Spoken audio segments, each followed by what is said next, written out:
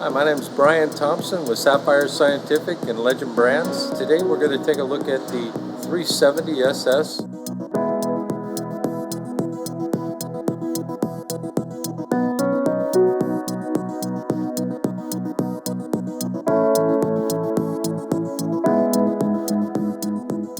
Our engine oil dipstick has a bright yellow ring on it. It's located right on the top of the console. We want to check this daily along with all of our fluids. So let's just make sure that your engine is not running.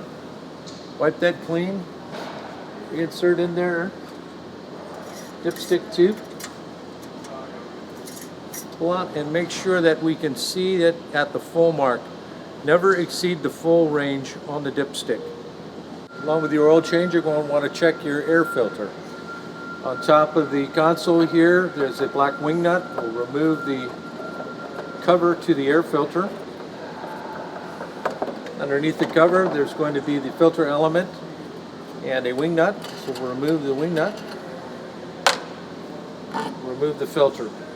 So there is an outer band of foam and then the actual filter itself. Now don't try to blow these out and reuse them. Always replace with a new filter.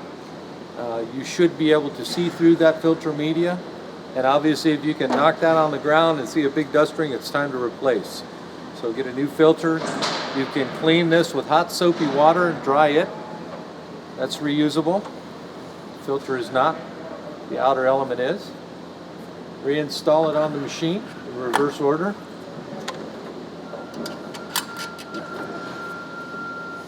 And we're done.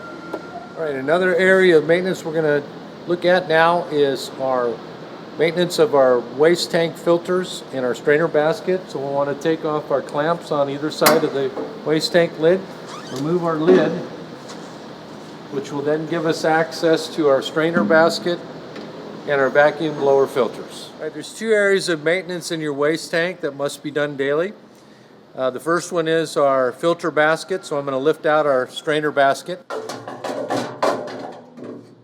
We'll take this over to the appropriate area to clean out and then just set it back in the tank.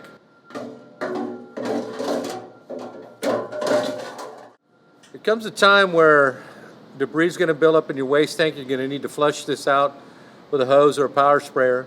But we also recommend, to keep the bacteria growth down, that you would use microban QGC, quaternary germicidal concentrate, to clean your tank out with. This will keep that smell down and the bacteria down, just keep a healthier cleaning machine. All right, the other area of the waste tank that's a daily maintenance is our blower filters.